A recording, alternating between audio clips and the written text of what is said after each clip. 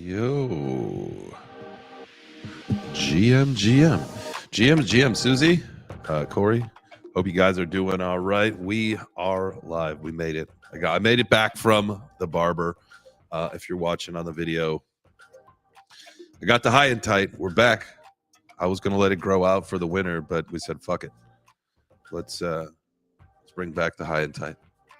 So I could feel the wind on my my face a little bit more this morning on the ride home with the window down in the car. But we're doing all right. All right, let's get this thing rolling, man. What do we have going on here today? It is Monday, the 30th of January. Almost done with January. Holy smokes. I can't believe how fast this month is going by. That means that we've got 11 more months to go, and then we are in 2024. And that means that we are, closer to the Bitcoin halving.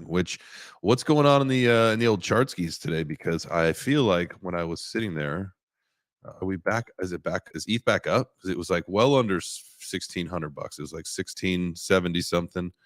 Have we seen a little bit of a relief since then? 1589. Here we go. That looks to be about right. Let me share my screen over on YouTube here for the folks that are watching. Just so you guys know, we do multi-stream the show. So not only is it a Twitter space, but we're on where are we at today? We're on YouTube, on the JChain's YouTube, as well as the When Media YouTube, and then also on my Twitter account. So that's where you guys can watch the show if you feel like watching, or if you want to just chill on Twitter space, that's cool.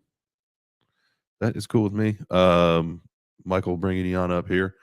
But I love the idea that we, are under 1600 with ETH. I saw a bunch of people talking about, expecting some positive price action. For what though? I just don't know. I don't know what would be the catalyst for anything positive at this particular moment in the crypto world for price action. I mean, we're still dealing with what's going on in the world.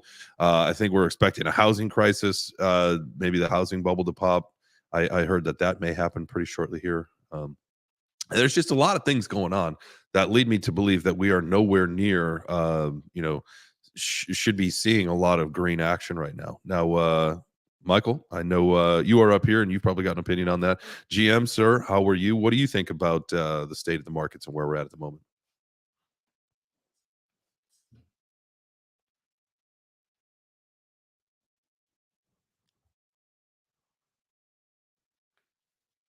Oh, why can't?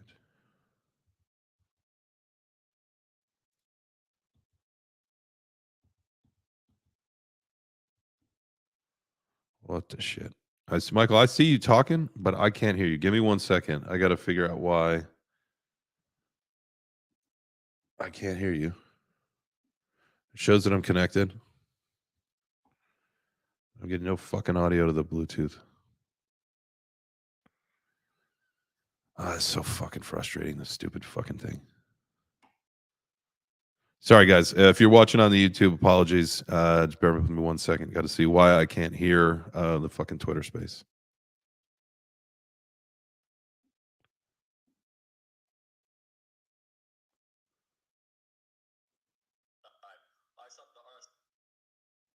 So that kind of let me know that we were kind of oversold and we were bound for an upward movement no matter what. I mean, it could have like evened out and kind of came back up a little bit, the RSI, but it didn't happen. So it started a little relief bounce there. I'm not sure if this is a dead cat or if it's actually a full bounce or not, a full upward movement or not.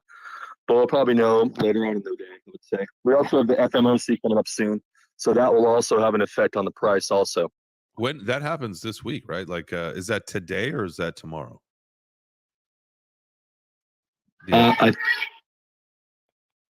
I think it's tomorrow. It might be today. They'll have to look at the information, but I know that Tom Crown Crypto runs a show every single week, every single time that they do the FMOC meeting. So that's something I watch. All right, I'll have to reach out to Tom and see, and then we'll see what's going on there. Because like again, unless those numbers come out better than actually expected, like there's no reason for there. In my opinion, we don't have a reason to see a lot of positive action. Yeah. A lot of times, I'm finding that there doesn't have to be a reason. Bitcoin does what it wants when it wants. Unfortunately. And a lot of times, a lot of these people that, you know, they have money sitting on the side, and we don't know what their thoughts are. You know, we say we do, but like you said, a lot of times you got to just ride with the whales as they want to do what they want to do. Yeah, that's, you bring up a good point, man. I feel like, throughout the last several years, anytime everybody or the herd expects something to happen, the opposite tends to happen. And whether you play that into your strategy or not, I think at some point, if it's the absolute herd thought, maybe Bitcoin does like to do the opposite of what the herd does, only to protect itself. So those are definitely always things to look out over. Let's look at some headlines really quick while we wait for some more people to pop in. GM Turbo, Crypto K, Turvek, Corey, Susie, Action. Happy Monday morning, everybody. Hope you guys had a great weekend. It is Monday morning here for Web3 Breakfast, and I just got a fresh haircut. So everybody over there on YouTube watching, we got Blue Punk Rocker, GM, and Nakudo GM, everybody. So you can see I got a fresh one. I got a fresh fade, crispy. It is crispy today. So, but feeling good. Sometimes, they say your haircut or your closet is your mental state, right? It's just a glimpse into what you got actually going on inside your head. And so, man, I'll tell you what, I think I was joking with Turbo the other night. We were on a phone call, and I was talking like a homeless man, and I thought I wanted to grow my hair out, and then obviously the beard is like, that's like, part of the signature look, and just it wasn't the right thing for me. So hair is cut. I'm going to keep the beard growing. The beard that's my thing. We should probably do a beard oil line, maybe a line of gentlemen's products for hair and body. So maybe we can use our IP and our minds to get together, gentlemen, and figure something out that works for us. Get us smelling good for our ladies, or our, if you got a special someone, you know what I mean. So let's tap into that maybe in the next couple weeks here, how we can start a line of men's products for the men, for the manly man. You need beard oil? Do you need body wash? Do you need a nut scrub? We've got you. I think a nut scrub would be great. Call it like I don't know. There we go. We got Turbo. We got Turbo on the conversation of starting a company. Turbo, I love your motivation, Turbo. He's just like me. He just hits the ground running, man, and we make shit happen. GM, sir. How are you today, Turbo?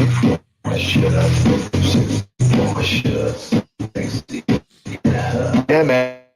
I was checking out your haircut, man. Are you just like, damn, bro? Are you just sitting over there looking shirtless? Good.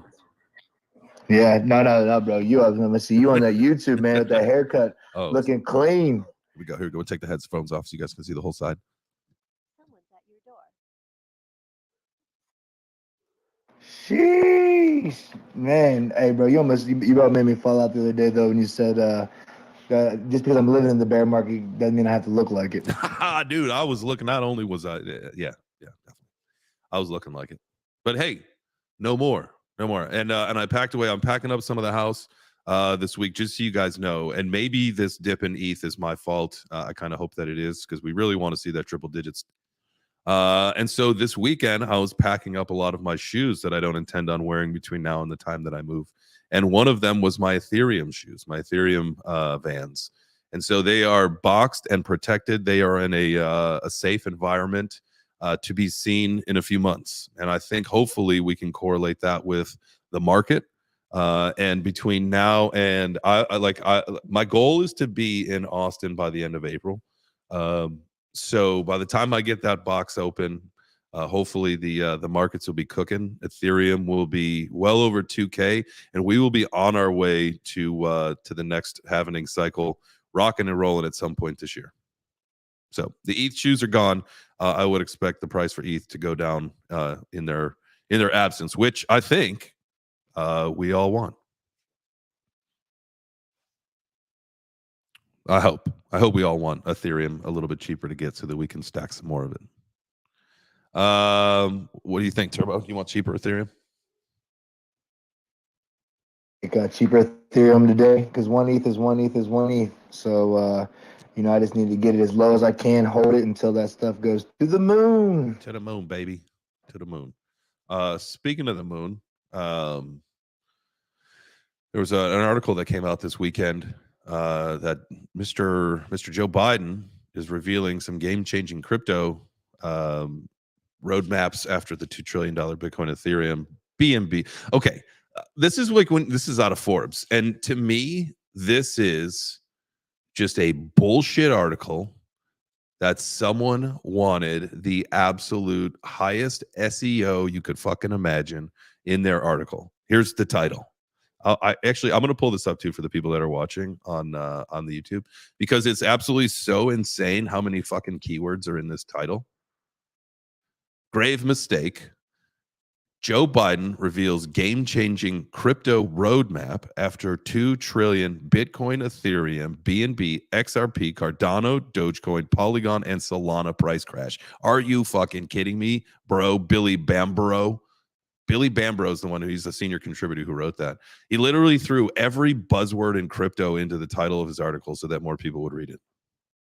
I just, Dude, ain't nobody named Billy Bambro, first and foremost. There ain't nobody named damn Billy Bambro. And where'd they find this? Among his top secret files that he kept at his house? Probably, yeah. Billy Bambro and Billy Biden, or whatever. Billy Biden. Billy Biden. Because senior contributor Billy Biden goes on. Yeah, that the Biden administration said Congress needs to step up their efforts to regulate the Bitcoin and crypto market, warning it would be a grave mistake to allow ties between crypto and the broader financial system to deepen. What does that even mean? Like, now the government's going to start gatekeeping crypto, saying we can't let them in. No, we just can't allow it. It's up to the government. So a centralized entity is now going to say that a centralized ecosystem's not allowed to participate. That makes no sense to me. Kenton, I see you're laughing. Come on up and share some thoughts. Turbo, what do you think about it? Man, honestly, bro, like, you know, I know we don't get into politics too much, you know, around here. You know, we usually keep it pretty clean, but yes, yo, when Joe Biden starts talking about crypto, that shit's like he's like talking about my little brother or something. You know what I'm saying? Like, I want to call him up at the White House and like talk trash to him or something. Like, bro, you don't know anything about crypto. You know nothing. Yeah. What else? What other we got any other crazy headlines? Oh, 74K. We should send him some grannies. Do you think the White House has a wallet? Do you think wait a second. We should check this. Please, I hope so. There's nothing more than Biden needs than a granny. I mean, we could like set him up. I'm gonna see if we can set him up with a wallet here. I hate how MetaMask or SafePal or whatever tries to auto open every time you open up ENS. Okay, whitehouse.eth expires in 2027, but what about the White House?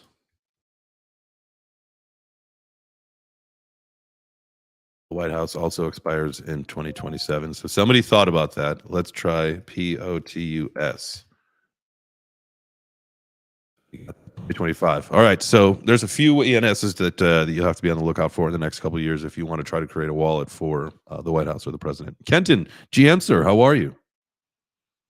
Yo, GM. This is a great, actually. Jay, I can't believe what you said. The buzzword comment is so accurate. It really is just a bunch of buzzwords.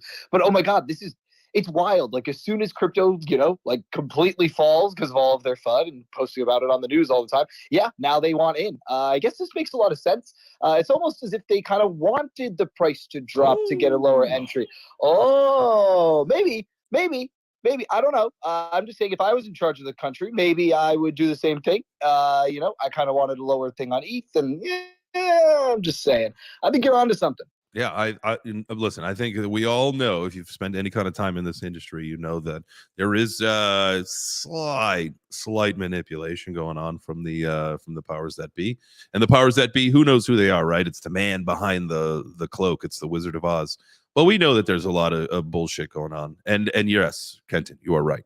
Prices in crypto are manipulated to the downside so that people's friends can get in at a cheaper price and make the same money. It's a thing. It literally is a thing. Once you guys realize that everything in life is just a game, learn how to play the game, and you'll be much better off. Turbo, you got your hand up. What's up, sir? Yeah, Ken, I've been listening to you for 2 months. I've met you through Twitter. I know you like the backside of my hand, and I know doggone good and well you ain't one of them scammers out there, man. I trust you. You know what I'm saying? I know you wouldn't do that, even if you had the power and you could. You know what I'm saying? So for everybody out there, Kitten 2024. Dude, Ken's the real deal. Ken's one of the homies, man. You'll see him in Miami for Expoverse.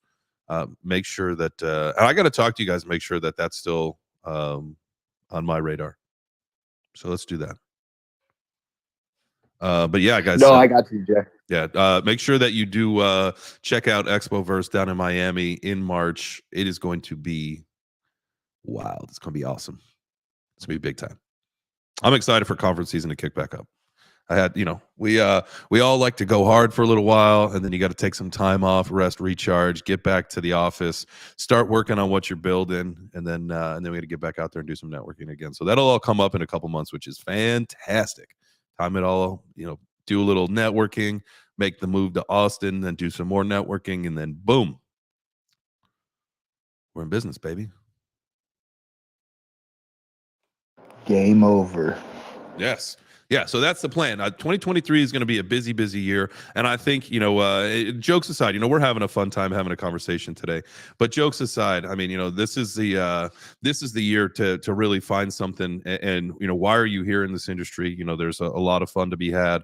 There's a lot of good times, a lot of money to be made, a lot of friends to make, a lot of networking to do, all that kind of stuff. There's so much positive that comes out of this. This is just the opportunity of a lifetime, in my opinion. So build your network, grow your net worth, and enjoy.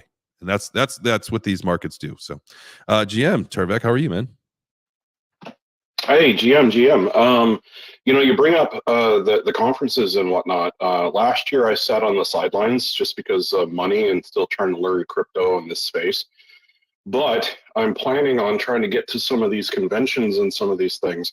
What kind of advice would you give me as a first-time person going to these events?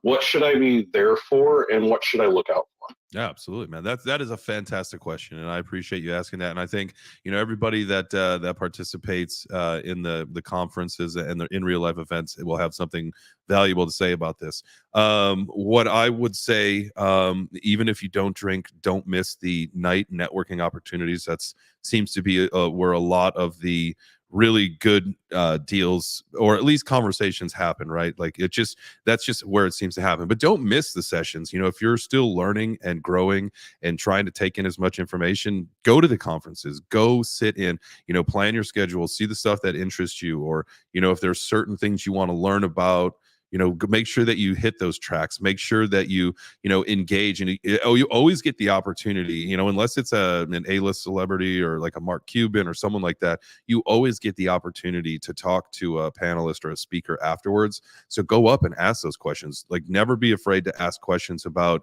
things that maybe they're confusing to you, or that you have not a fudding question, or just something that maybe the community has said something and now you got an opportunity to hear it right from the source.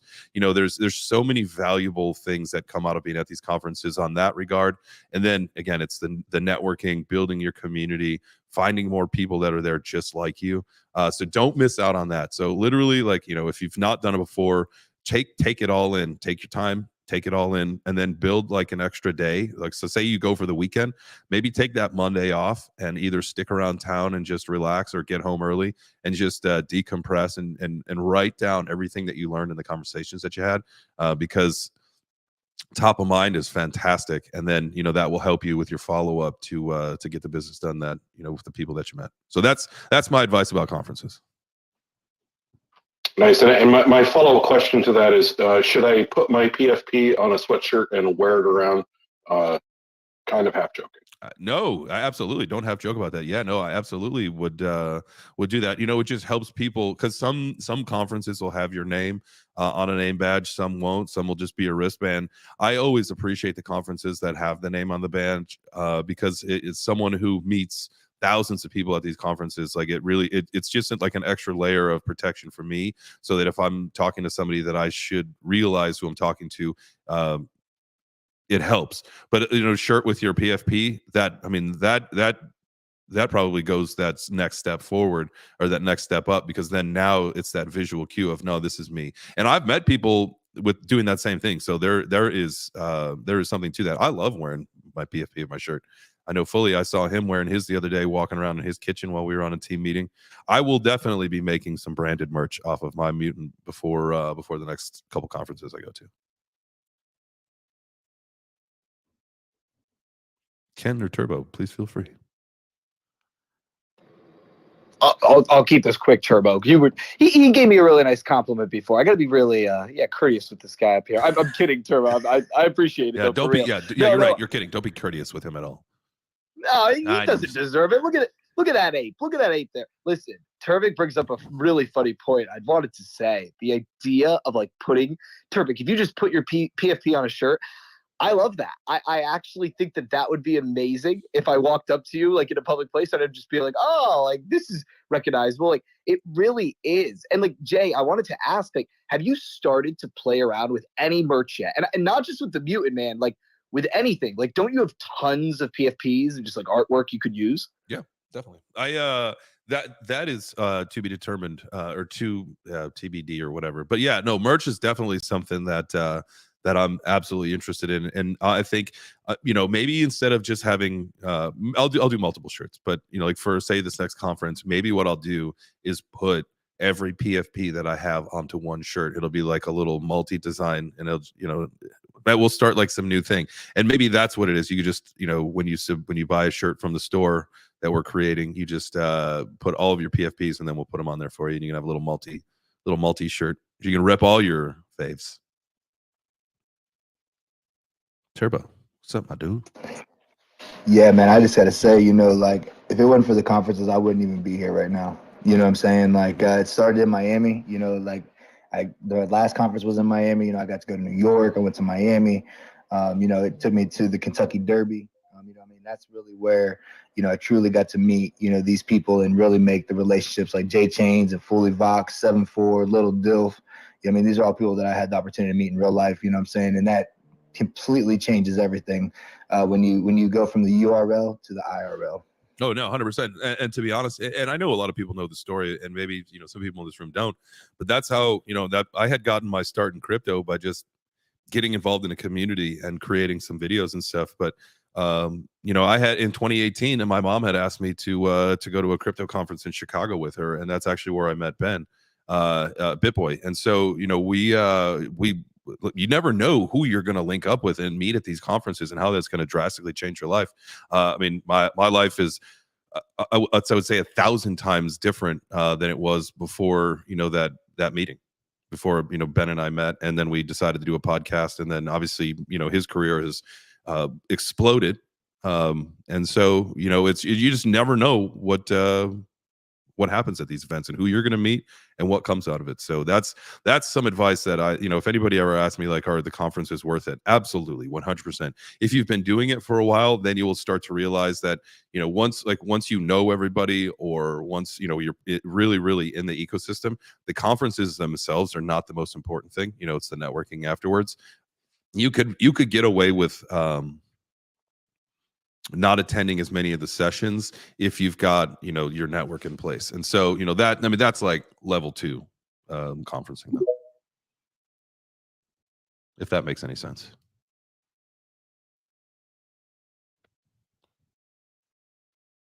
Kenton's back. Kenton rugged, and you're back now. Makes me happy.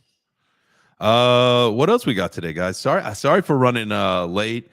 And then, I had to get my haircut. My guy, he does not work on the weekends, so I will never get a haircut on the weekends, and that's fine.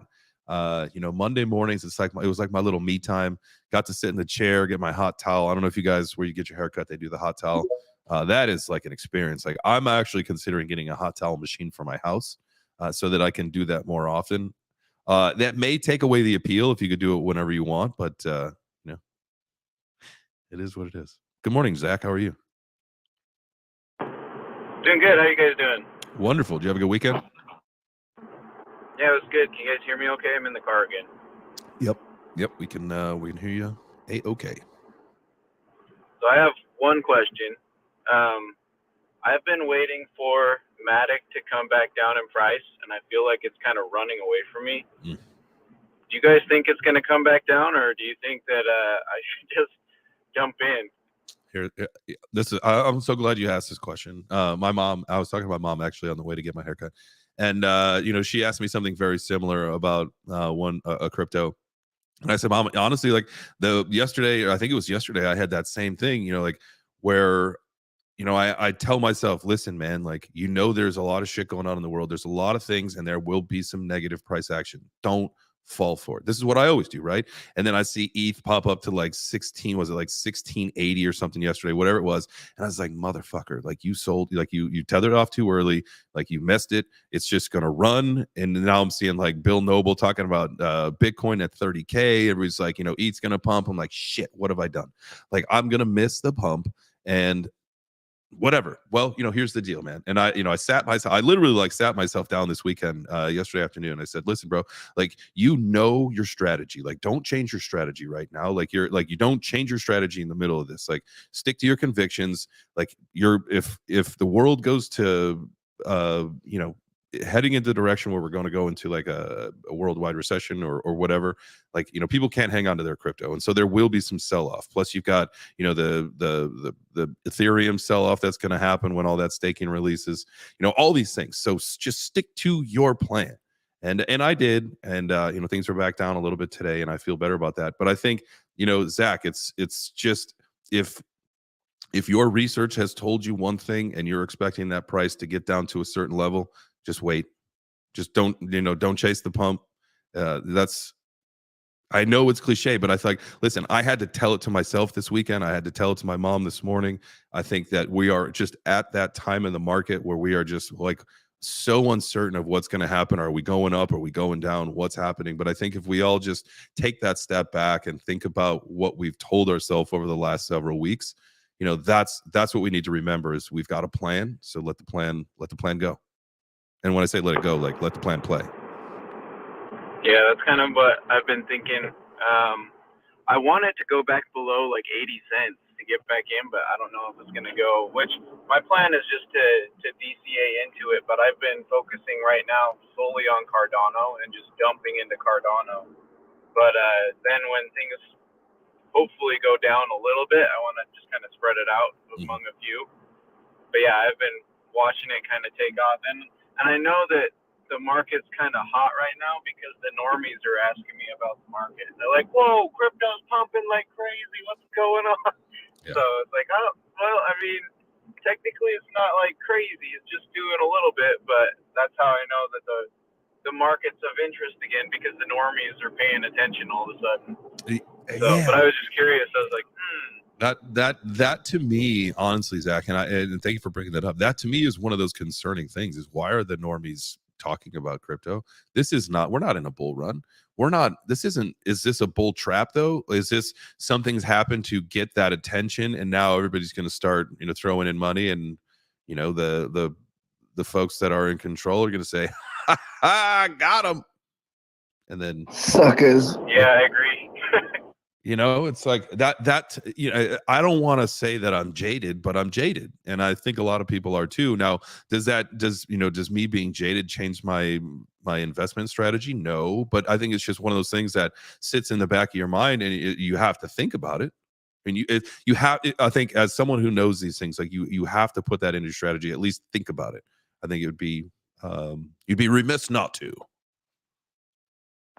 Yeah, I think a lot of people are just like me in 2018. I mean, I was talking to my wife yesterday, and I was like, you remember when we went to the mall in 2019? I saw Bitcoin ATM. I was like, ha, suckers.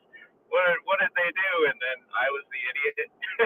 So I feel like a lot of people are doing the same thing, but it's funny to see this little bump of a few $1,000s, and everybody's freaking out all of a sudden, like, oh,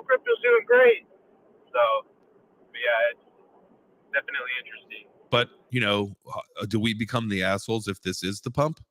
Remember, Bitcoin likes to do what it's not supposed to do. Crypto likes to do what's not supposed to do, and what it's supposed to do is behave, one way until next year when the halvening cycle is, in play. Now, did all of this activity over the last several months, did that change? Is that like the Back to the Future where we've now changed the course of history? Like, I don't know. So my thoughts for this year, which I don't know exactly how it's going to play out. I feel like it's going to go up and down between 20,000 and 40,000. And I kind of feel like that's going to be most of the year. It could go higher because next year it's probably going to start getting towards the old all-time highs and then going above. Mhm. That's when everybody's really going to lose their shit. But that's kind of my thoughts. And so that's why I was wondering about Polygon. Is it actually going to go back down? Which I do feel like the altcoins could still dip down pretty low, but I don't think Bitcoin's going any lower than the bottom it already created. But that's kind of my thoughts for now. Yeah, I mean, we may go. We probably will go back and take a look at that support level again, and maybe retest it and bounce right back up off of it. But I don't know, man. This chart on Matic on the daily looks pretty healthy. It also does look like, though, things may start to take a little bit of a direction for a correction. So, whether you're going to get back under $1 in the next couple days, I'm not sure. I do like the idea of that, like you said, like in the 80-cent range. That's nice and juicy, because that's one of those, that was actually when I was having that conversation with my mom, because I've told her, the ones that I want her to look at, and I'm not telling her what to buy, but the ones that I want her to look at for the next cycle are Polygon, Cardano, and Ethereum. Really just focus on those, right? And so, she's like, well, I haven't bought any yet. And I'm like, well, just hold off, Mom. Like, I wouldn't, get into it yet. And, same thing, kind of like what Zach just said. He's like, well, it's going up. Like, I don't want to miss it and then have to get in at the all-time high, because it's like, just wait, just hang on. It'll get there. And so, with things, I'm looking at like the divergence now. And if you look at, this is the VMC, which indicator is this?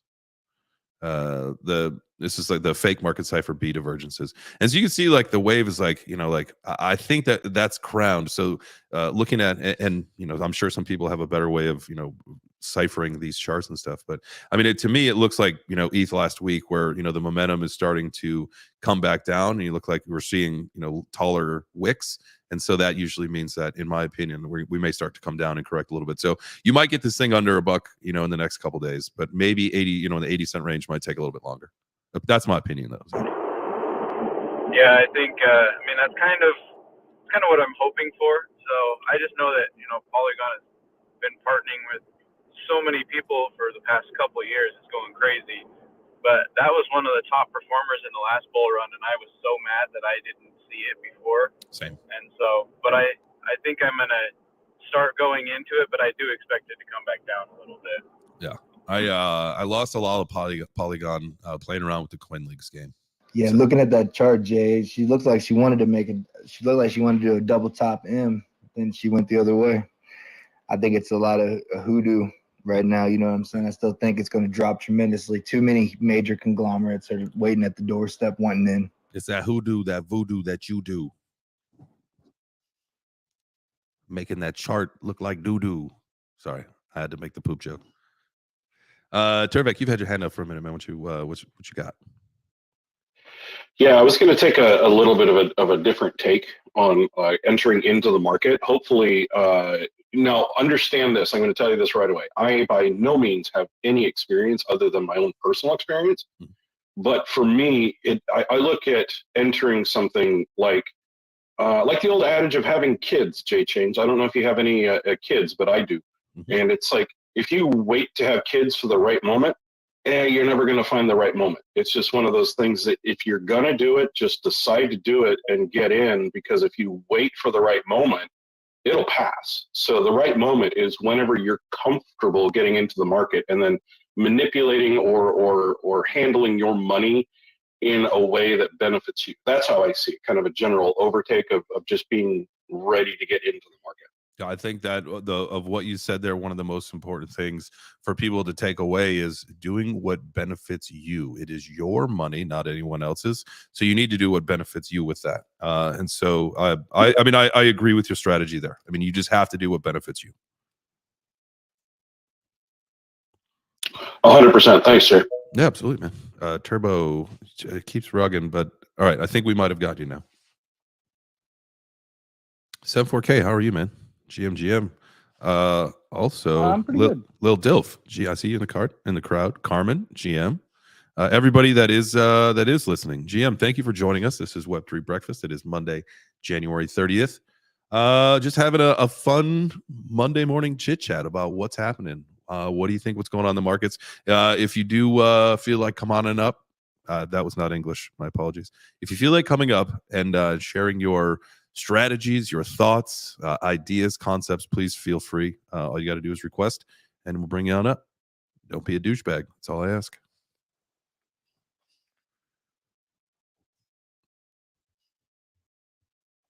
All right, what else we got here? Any other major news we can talk about? We talked about Grandpa Joe and his super SEO friendly article. Anything else headline wise worth talking about? Gemini is going to be investigated by the FDIC. It looks like Gemini reportedly claimed repeatedly that its assets that of customers using earned product were safe thanks to being backed by Federal Deposit Insurance Corp.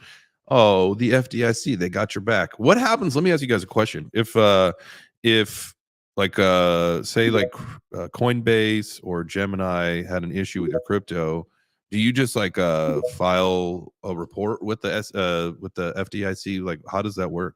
Does anybody know? Has anybody ever had to like talk to the FDIC? Not the FDIC, but I did make a mistake one time through Coinbase, and I sent some crypto like the wrong way, and I called their customer service, and they actually did recover my crypto for me. Oh wow, that actually did happen, I have to say. Oh, that's a very rare story. Yeah, I know. I hate. Listen, I hate to be the one to say it. You know what I mean? I'm the first one to be against anything centralized, but I do have to say they actually did come through and they helped me recover my stuff. Well, that's a good story. But still, pull your coins off Coinbase. For Gemini, for me, I never got verified, and I waited months and months, so they lost me forever and ever. Good morning, fully voxed. How are you, sir? GM, Mr. J Chains. How are you? Oh, I'm wonderful. Got myself a haircut and a beard trim this morning, so I'm feeling fresh.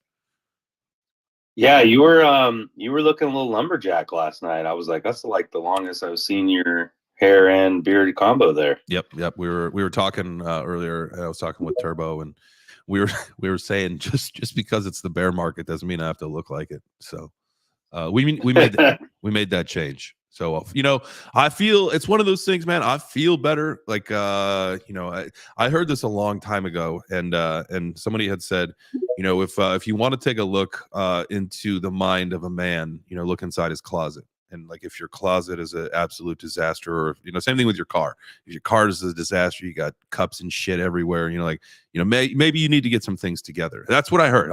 This is not my factual evidence or anecdotes or anything, but I do kind of like resonate with that. And so when you clean the closet, when you clean your garage, when you clean your car, when you get a haircut, and you look in the mirror and you're like, damn. First off, I hate the day that I get a haircut. I hate the way that it looks. It's too fresh usually. But, sometimes you're like, damn, I needed that. And so like when the guy spun me around in the chair and I did almost like pop back. I was like, oh shit, I don't look like a homeless guy anymore. I'm like, thank you, man. I look a lot better today. Thank you. So, I'm still rocking the homeless guy look for you. I got you. Dr. Bruce, what's up, my dude? How are you? Chilling, man. Yeah, but Dr. Bruce, you also feel like shit. You're actually making his point for him right now. We need to get you a trim. We need to get you looking like a doggone PFP right there. You know what I'm saying? Get the hell out of your car. Quit being a freaking wiener and get back into Web3. Yes. Cut the hair, cut the beard. I agree with you, J Chains. 100%, man. Like, there is nothing like being scruffy and getting a fresh haircut and just feeling like a freaking boss afterwards. You know what I should have done? Now that I should have done a glow up. I should have done, one of those things where take the video of me looking like a degenerate homeless man. And again, there's nothing wrong with being homeless. Like, I'm not like ripping on that. I was just, the mental picture of how we can put it in there. Are you worried there's homeless people in here listening to you? I just don't want to offend anybody right now. I'm just kidding. No, I know. I'm so I feel know. you hear me do that sometimes, like, by the way, like, I don't mean this anyway. You always got to backtrack and be like, I love everybody. I'm just talking here, okay? You know how many homeless people have cell phones? I mean, they're listening. Oh, for sure. 100%. Thanks, Obama. Yeah, put up a giveaway. homeless people Put make up more a money than giveaway I to do. fill this place up. Actually, you had 21 people in here. The one person that left must have been homeless. Damn, I knew I got owe him apology. I'm You need sorry. to appeal to the Go get a homeless people. haircut. I gotta grow my hair back out. I'm with you. I promise. I'm one of you. I'm gonna not cut my hair for 30 days now, just to show you guys I support the homeless. And then he That's has a like, topic though. Honestly, like, there's so many homeless people out there that don't have to be homeless. It's just there's like the system's broken. Like, we can send billions and billions of dollars to other countries, and we don't even help the people at home that need it the most. It actually blows my mind. Like, veterans, there's a lot of homeless veterans out there, and there are a lot of resources. Don't get me wrong, but I think a lot of the times is these people are so far gone, they just the resources are beyond their recovery. I think sometimes I think it's different. I think it's worse than that, unfortunately. I think the problem is that we can send billions or trillions and tanks and all that shit because we know that we're going to get something in return for it. We know that. Now, what we don't do is want to put any value in these people that, whether they were vets that, at this point gave their life or their sanity for the country, or there are people that lost all their shit in the pandemic that was created by someone and not them. There are people that have mental illnesses. But the problem is all of these people doesn't affect the pockets of the government or the politicians and all that stuff. There is no pay to play when it comes to housing these people, so they're never going to give them the care that they need because there is no profit in return. And that's and I agree with you, because that's like a indicator that our votes, I think, don't really matter. Well, they don't. I mean, it's just for show. Mm-hmm. Yeah, it's the biggest marketing campaign ever. Right? Because if it did matter, you would think that they would try to get every person they could to say, hey, look, we did this. Maybe you should, vote for us in the future. That just goes to show you that shit doesn't matter. Right. Like, if it mattered, they would care about every individual. Right. Why is us sending trillions of dollars in aid and I get it. It's a humanitarian thing, and I'm not trying to say that I'm not a humanitarian, but if we could take care of some of the people here, get people off the street, get people medicine, give healthcare, and it's not like I'm not all for like UBI, like that's not what I'm saying. But, I think that, everybody should have access to healthcare, whether you can afford it or not. I think that our doctors don't, or the hospitals or whatever this was, you hear all this stuff about how much money they make based on patients. And then you heard the stuff out of COVID that, like even if, they reported it as a positive, like they were getting paid the thousands of dollars or whatever it was, like, that kind of shit needs to go away, because now what we're doing is we're treating people based on how much money we're going to get versus the care that they need. Yeah, it's like statistics, right? That's all they care about, the stats, and over anything else. Like, in the beginning of COVID, and nurses and doctors and stuff will tell you this, like, they were just marking everybody as COVID death in the hospitals. You got into a motorcycle accident, COVID death. Yeah, like that. And how are we not just absolutely pissed about that as a population? Like that, like if I had a family member that died during that and they said he died from COVID when he hit, actually died in a car accident or something, I'd be like, what the hell is wrong with you guys? Like, why would you misclassify the way that my significant other died? But I was going to say that debt ceiling conversation we had the other day was really interesting, because if you look at all the presidencies we've had in the last, 12, 16 years. Like a 30 trillion debt ceiling is massive. Like that is insane. And it mostly came from COVID, which is even more insane to me that it got to that point. So to tap on something there, I actually did have a family member pass during COVID. It was my uncle. And they marked him as COVID too, but he actually died of a heart attack. We had an autopsy done on him. And I don't know if my aunt is actually suing the hospital or just the doctor. I can't confirm or deny on that one. But yeah, it is a bunch of bullshit, like you said, fully boxed. And we as a society have just said, okay, let's do it. Let them do it, whatever. And that's why I like Web3, because we're like, hell no. Hell no. Yeah, I think Bull makes a pretty good point on that too, because actually, that he brings it up. My stepmom, she died during COVID. She had pneumonia, and they said that she died from COVID. But like my younger sisters, they were just like, I think they more accepted it because like they wanted to kind of, I know this sounds really shitty or whatever, you know what I mean? But we're all adults here and taking the emotions out of it. You know what I mean? I think that they really just wanted to be like, yeah, my mom died from COVID, you know what I mean? To be a part of the conversation. It's crazy that people, whether they did it just to be part of the conversation or, it was just the coping mechanism. Because at that point, I'm sure there's a lot of, what's the word I'm looking for? It's not trauma.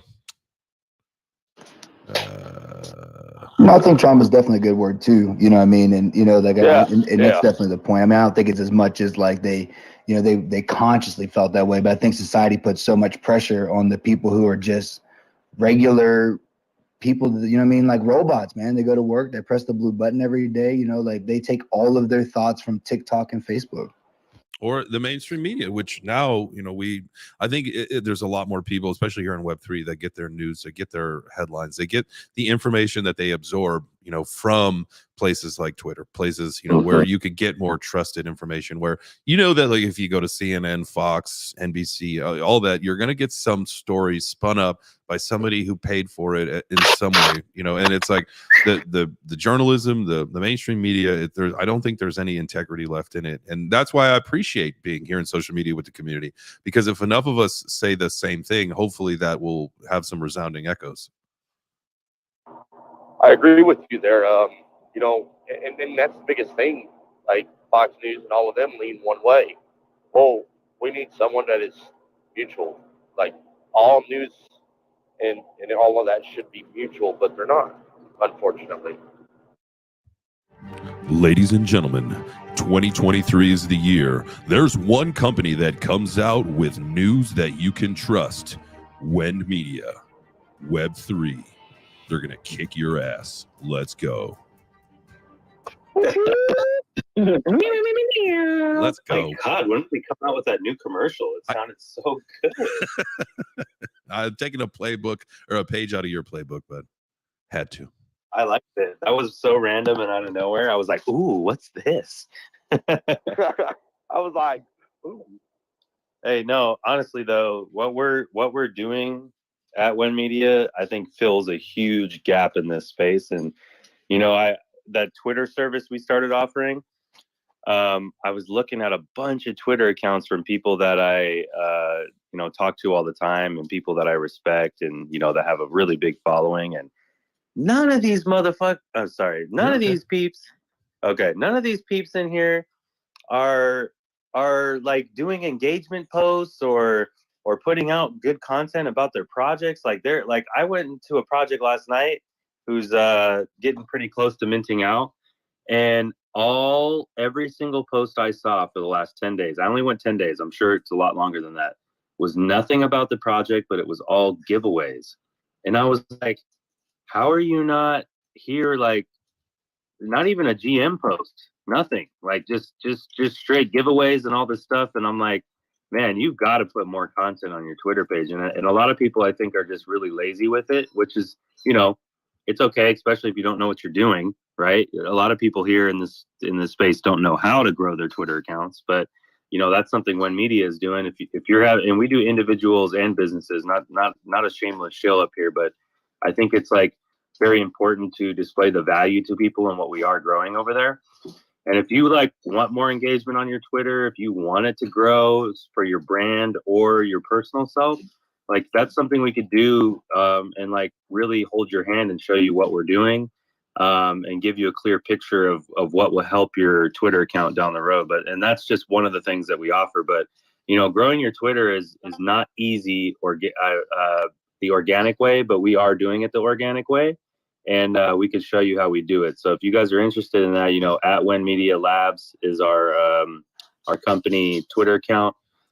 We could show you guys what we're doing. Turbo is one of the people, as well as Seven down there. They build the mind maps for you. The mind map, breaks down all the goals that you want to accomplish on your Twitter account. Then we build tweets off of that. We build AI generated art to go with it. All this stuff I think is really important for people to know, even if you just are interested in how it works and stuff like that. J-Chains, I think that's a great service that we're offering, and I just had to say it. Love it. No, we appreciate that, fully Vox. And I mean, you guys know me very well.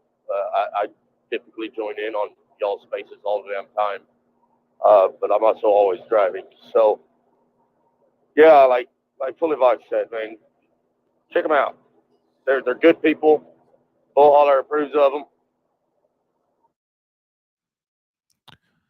Yeah, most definitely. I was just going to add in there, Vox, the one thing that I think that, I've really kind of begun noticing doing these maps and, really sitting down with different clients and stuff is that a lot of the people they interact with are the people that they don't want to interact with. They want to be engaging other people, but they spend most of their time engaging with the people that either, are kind of close to them, or or the people that they don't want to be interacting with. So sometimes it's just a great service just to see how to have that outside subjective look at how you are utilizing or not utilizing your tools. Yeah. Go ahead, Philly. I just want to say one thing. I'll let you go. So that's a great thing that you just said there, Turbo. And so a question for everybody in here is, what is your target audience and how are you reaching them? That should be something that is always on your mind. And if you don't know how to do it, then you need to come to a company like us and ask us and let us help you. And that's what we're here to do at When Media. We have this service for a reason, because people don't know how to reach their target audience. They don't know the proper hashtags. They don't know the proper people to at and get a hold of. So that's something that we're working on. Go ahead, Jay. I was going to say, it's all about the strategy, right? It's about how you choose to be consistent and engage with your audience. So 100%. So yeah, let us know if there's anything that we can do for you specifically, or if you're a community member on a project that's stalled out or needs a little love with their social media support. Let us know. You can either DM me, Fully, Turbo, Carmen. That works. Hit it up. What else we got today, guys? Anything popping in the world of crypto? Where are we at ETH wise?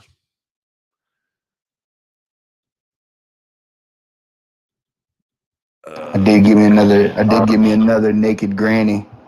Oh, yes, you did. You got a beautiful one too. Oh boy, naked gang. We're talking about the Grandma Ape Spa Club that's on Turbo's PFP right now. We're still minting those right now, and we got there's a lot of goodies on the floor on OpenSea and everything. So Bull Holler's got one on too. It's a great project. We got a lot of cool tech coming soon with our new partner at OG Ape Club. So just look out for us. We're going to be changing our smart contract, adding a lot of utility. And if you own a Grandma Ape Spa Club, you will get a discount on marketplace fees on the relaunch of the Meme NFT platform later next month. Dude, so that's also there's some really good grannies that hit the floor this weekend on OpenSea. It's still minting at 0.045, but you can scoop on the floor at 0.018. We've been buying here and there. Goals to get the floor back up to the mint price and then turbocharge this thing. But there are some crazy opportunities. Like right now, there's a granny and a cheerleading. The cheerleading costume is that's going to end up being a rare one, right?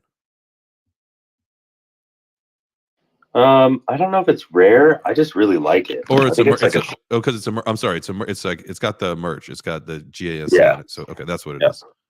I mean, like, if you want me to wear that costume to an event, like, you know, all you got to do is like triple dog dare me. So Try triple dog dare you. Yeah, yeah, definitely. We're gonna need to get that made so that Fully can wear that to the pool party in Vegas next time. yeah, I would totally do concur. it too. You know, I At would. least you guys didn't throw buller into this one. I wouldn't wear the glad. skirt. I wouldn't wear the skirt though. I would just wear a Speedo. So I would wear the top with a Speedo, and I would definitely have pom poms or something. And yeah, it would be crazy. All right, that's save some for the rest of us, man. We're starting to visualize that, and you just got to save some for the rest of us. Yeah, and two, you know, like Vox, I'm glad to have you in our life, because we all have that. If you don't have, you should have that one friend that you could dare them to do anything and they would do it. When I was very young, at the young age of 18, I worked at Lowe's, and we had a guy that was like that, and we had another guy who was huge, and he would take 2x4s and let people hit him in the back with them. They'd break 2x4s over his back. This dude was a giant. And so this dude was probably about 125 pounds. And he was like, I know I could do that. And so they let him hit him in the back with a 2x4. They tried to break it over his back, and it just folded him in half. Thank you for that memory. I hope that I get your Monday started off. No, that was a good visual. Oh. Yeah, man, I miss that guy. Yep, I miss him. You get him to do anything, be like, yeah, you won't do it. He's like, say I won't. You won't. He would do anything. He's like, Go walk in yeah. traffic naked. He would. He's like, yeah, I miss that guy. R.I.P. to Tim at Home Depot. He got folded in half that day. Didn't bounce back. Just a heads up for anybody that's on the space. If anybody's driving right now and you guys are down here in Texas, we're having a pretty bad storm come in, and it's ice all the way across the state. So please be careful out here. We've already seen 3 fatalities today. Okay, drive safe if you are in Texas, ladies and gentlemen. Wait. Yeah, roger that, rubber ducky. 10-4. You did it all wrong. Thank you, Jay Change. Thank you. 10-4, good buddy. Over and out. There you Oh go. God, that was perfect. There's a bear in the woods about 3 miles up on old exit marker 99. Full grown or just baby bear? He's poking that baby bear. Hey, if you go look over there on the hill over there, right over there off I-75, if you just take a look, he's gonna get you. That's that baby bear. Better watch out. Over and out. Yeah. Oh my God, I love that. I love that voice. That voice is great. You could use that for the bullhorn. You could use it for the truck driver. I love it. Yeah, I gotta get a truck horn button. Yep. Man, we can have so much fun with these things. I know. If we took like 5 hours and just got everything we needed, man, we would have too much fun, I think. But my board is messing up, so I got to call them and see if I have like a defect on mine, because it just randomly farts. What board do you guys use? It's a Rodecaster Pro 2. The Rodecaster Pro 2 by Rode. Okay. If either one of you guys could send it to me, I'd appreciate it. I'm fixing to get me a new computer, so. How much? What? How much is it worth to you? I figured you would do something like that. Come on now. I'm bull holler. I got you. Come on. I'm gonna send you the name of it right now. Sweet. But I'm a fan of do your own research, so I'm just gonna give you the name. That's fine. And we'll see what you come up with. Well, I mean, you know what? Atari? What the fuck is this Atari? Right? Banana. He puts in Rodecaster Pro 2 and he comes back with a fucking boombox and a microphone. He's like, this is it, right? That's right. That's right. Oh, that's funny. Oh, shit. Oh, man. That's right. What's up? Are you going extended today? You extended stay America? We could. Has anybody got anything? What did I miss earlier on the crypto stuff that you talked about?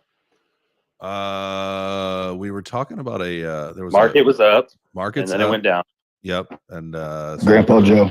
Grandpa Joe. Yeah. So we there was an article that came out this morning in Forbes. Or I guess it came out yesterday in Forbes, talking about the first off, it is the most SEO in a headline anyone has ever seen. Really? Yeah. Here's the headline. I'll read it for you guys again. Grave mistake. Joe Biden reveals game-changing crypto roadmap after 2 trillion Bitcoin, Ethereum, BNB, XRP, Cardano, Dogecoin, Polygon, and Solana price crash. What? Yeah, Yo, yeah. by Billy Brom. Billy Bambro. Billy Yeah, Bambro. Bambro. Billy Bambro. Isn't that crazy? Because they're basically saying all that for people that don't understand the halving of Bitcoin and the bull runs and bear markets. They're just like playing off people's emotions. Is crypto down for you? Well, I have a great plan to bring it back. Billy just wants he just wants everybody to read his article today. Well, Chat it goes on a little bit further. Go Oh, ahead. sorry. Go ahead, Jay. No, I was gonna say like that's an easy one. You say, hey, Chat GPT, I need a article title with every cryptocurrency ever created in it, please. Right? Every top crypto. Yeah, and it reads a little bit further down in the article fully. They're asking Joe Biden a question, and his response is just metaverse. Oh, I know his response. Ready? Ask me the question. So President Biden, what do you think about the current state of the crypto market? You see, the market and the cryptos and that's all I gotta say about that. And I'd like some ice cream. Yeah. Oh man, I love it. Hey, just don't matter if you're Democrat or Republican. I love memeable presidents that just sound like idiots. Like it's absolutely amazing. I actually voted for Trump, and there was some stupid shit that man said, and I was like, dude, if you just shut your mouth, I think you could get everybody else on board. Seriously. He couldn't get out of his own way. That was his problem. He really couldn't. You know what though? That's what got him where he is. So I mean, if he did do it, then it wouldn't be who he was. You know what I mean? So I kind of respected his gangster for always being himself and not changing himself. But I mean, dude, the only thing that I regret is that we were on a path of like getting debt free in this country. Like we were kicking ass and taking names on the financial front, which I thought was great. And then COVID hit and ruined fucking everything. Yeah. Well, everything. COVID didn't hit. COVID was created and then ruined everything. Released. Thank you. Yeah, that's true. COVID was created and then it absolutely ruined everything. I almost feel like it was created to ruin his candidacy to not be able to win. I wouldn't put it past him. Remember how pissed I wouldn't either. Remember how pissed we all were? The jokes were about like, the world and this guy decided to eat a bat. Now the world's fucked. Yeah. Yeah, the bats. Well, I mean, guys, think about it, right? I mean, like the last, major outbreak that we had, back in the late 80s, early 90s was transmitted from having sex with monkeys. You know what I'm saying? Everybody believed it, so we might as well go with bat eating. Are we talking about AIDS? Yep. I'm not gonna say, you know what I mean? I thought that was gonna be part of the joke, but yeah, Kari. What was that, What's Dr. that? Bruce? No, I was just saying the same people were pushing the same Fukari. Yep. Yes, they were. Yeah, man. The COVID stuff blows my mind because I feel like, it just drove a wedge between most people, vaxxed or unvaxxed, or, Trump or Democrat. You know what I mean? Like there was so much division in our lives the last 4 years, I would say 5 years, that anything that came out was a controversy between anybody in your family. At least for me, like my family I'm the only Republican in my family, which is crazy to me. But, I kept my ground strong. I didn't change my views. And, like when Trump was in office, like I wasn't like a person just following him. Like I actually was following his policies. I was actually following the things he was doing. And like, from a business standpoint, our country was starting to run like a fucking well-oiled machine. Like we were getting respect back from other countries that were taking advantage of us, right? And the problem is you can't articulate that to anybody that hates Trump. Like you can't, like they don't give a shit what he was doing for our country at all. It's just mean tweets. He's mean. He said these things, blah, blah, blah, blah, blah. That's it. And I think that blows my mind because I don't think that, I mean, I don't really care who sits in the chair because I think that for the 95% of us in this country, whatever that person does doesn't really affect any of our lives. To be quite honest, most of those policies don't affect the middle class. They affect the lower class, or the upper class. So, you know, it doesn't matter who sits in the chair for the average American, but man, it's just crazy. Like I can poke fun at the president and stuff like that, but I'll still respect him at the end of the day. He's the president. But I feel like the other way, there is no fucking way that was happening. It's crazy. No, I mean, you have to, like, first off, the guy didn't take a salary. He got shit on every single day for 4 years straight. You know, first off, there's no way I could have done that. But he didn't get the opportunity to have a fair shake in the public's light. And now, you know, what you said a little bit ago about, you know, the division and everything, like that literally is what they are doing. Because if we were to come together as a society, if we were to come together as a country with some kind of unified voice or stance, they wouldn't stand a chance. Not a chance. Dude, they witch hunted him to show his tax returns. Like, are you fucking kidding me? I couldn't believe when the judge ruled to show his tax returns. Like, that's crazy. Yeah. I don't, because people don't realize what Trump is you can't just look at his tax returns and be like, oh, he did this and that. First of all, he's got an army of attorneys and tax people and stuff that file his taxes. You think that Trump is lifting a fucking finger on his own taxes other than to sign it? No. Like, come on, people. Right. Like, every rich person, every billionaire, every trillionaire, they all take advantage of all these loopholes and everything like that. Yeah, was there times that he didn't pay taxes for years? Of course, because there's rules and laws in place for that stuff to happen. He wouldn't get away with any of it if those weren't there. So this, like, judging people or judging him and trying to, like, come up with these, like, terrible conclusions blows my mind because he's not the one filling out his own fucking tax return. Well, and hey too, guys, look at my we do have a little special thing as well, and it's called the EIC, you know, the earned income credit. You know what I'm saying? Like we don't qualify for the some of the breaks and shit that they get. You know what I'm saying? Like when I worked in private wealth, you know what I'm saying? Like that is, you know, you get a little glimpse of the inside of like how they move money and how it's created and where they put it at.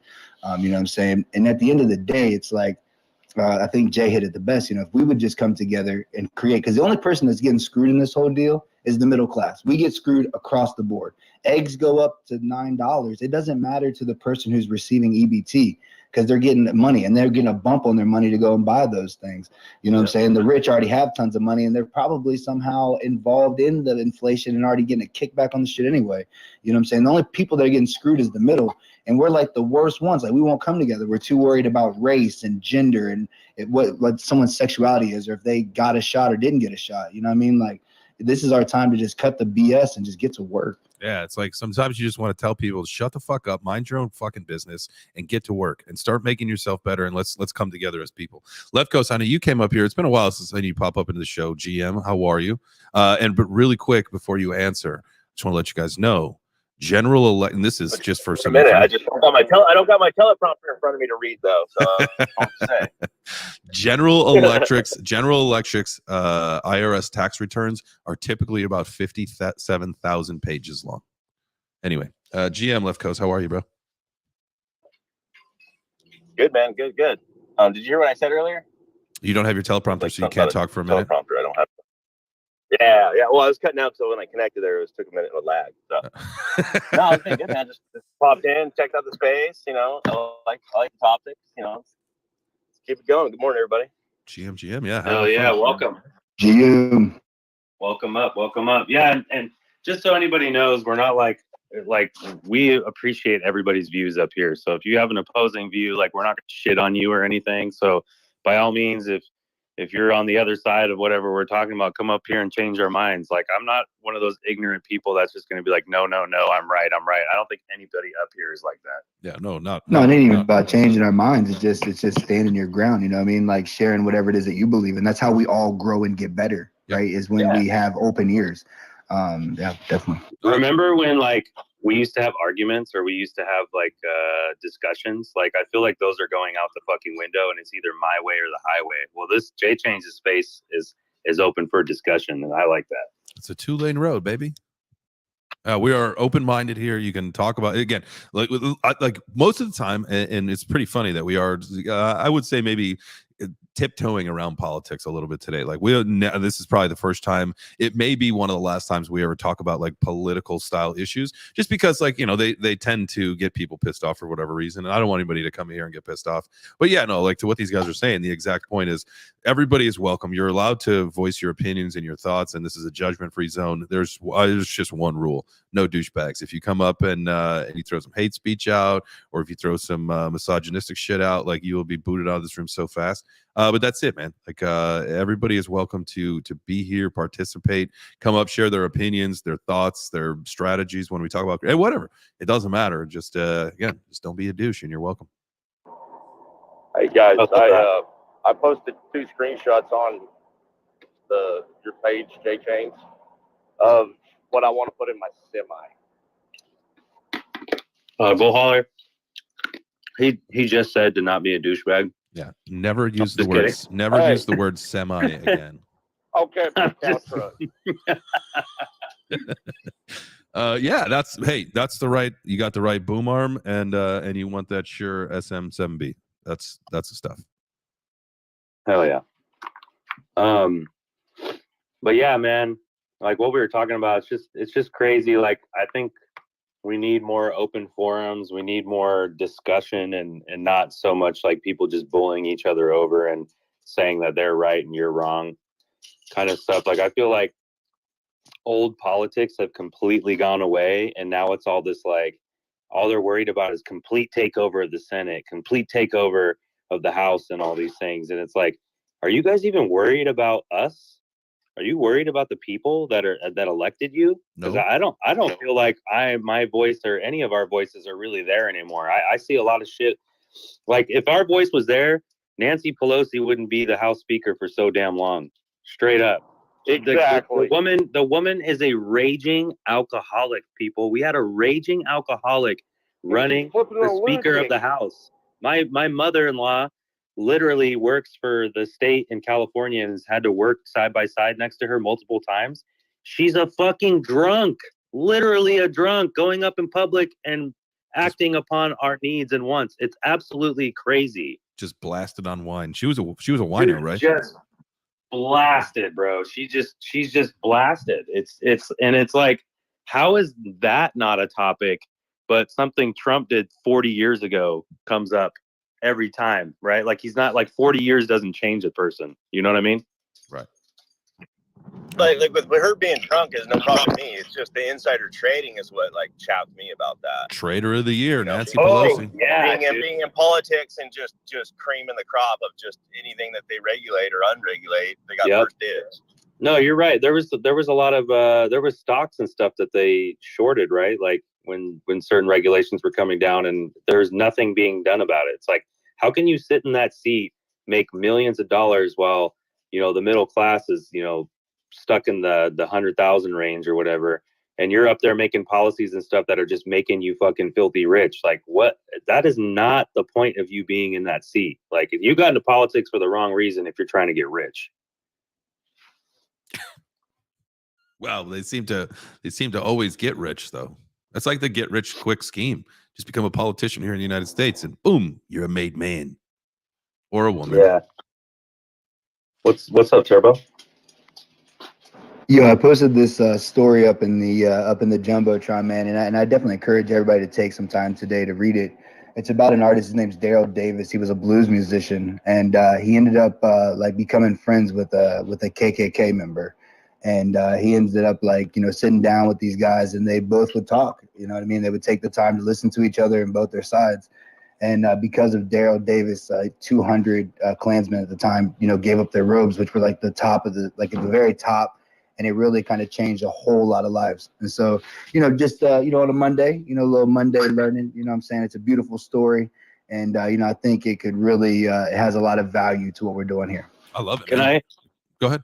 Oh, go ahead. No, you go ahead. No, I was gonna say, it's thank you for posting it up there, Turbo. It's sometimes people shy away from things just because this is a thought-provoking topic, and you look at it, and I think that sparks a question. So I will ask that, and then you can ask, or whatever you were gonna say a second ago was, what you really have to think about with this is, like what you said is, they became friends, right? And so obviously, if this guy was either a normal, and we're talking about if you look at the thumbnail, the guy, the KKK guy, he obviously, if he befriended this artist, maybe it was that conversation or that friendship is what he needed ultimately to change the course of of his life. And man, I can't wait to read this and learn more about that. I like that you were bringing that up, and I don't want anyone to think this is like a controversial statement of what I'm going to say, but freedom of speech to me means you can say whatever the hell you want, even if it's racist things, because I want to know the racist next to my left and right, to be quite honest. Remember your parents when they're like, hey, don't do that, and you did it anyways. So if you tell people not to be racist, a lot of people will be racist in private and get other people and recruit people and things like that, and you won't even know it. Next thing you know, you might have a whole cell of racist people around you. Because it's an ignorance thing, right? Like most people that are racist, it's a lack of education. They don't understand. So right. I've always been a fan of like, hey, we can all stand up together and tell that guy he's a racist piece of shit, but at least we know he's a racist piece of shit. I can't stand standing next to somebody. You ever stand next to somebody and like they say something and you're like, damn, I had no idea. Like that came off hella racist. Like, and you're like, I thought you were a cool dude this whole time. And like all of a sudden you drop the N-bomb out of nowhere. Right? Yeah. And you're like, so for me, I mean, freedom of speech means you can say whatever the fuck you want, but there's still consequences for what the things you say, 100%. Right? So that's my belief on it. Like, we can cancel these people easily if they're out in public and being racist and stuff like that, but you can't cancel people that you don't know exist. Just saying. Oh, that's a really good point. Do you think like will there ever be a directory? Like there was the sex offender people for pedophiles. There should be a racist directory too. I'm sure there is, and it's called the FBI. And I'm sure they have. Point.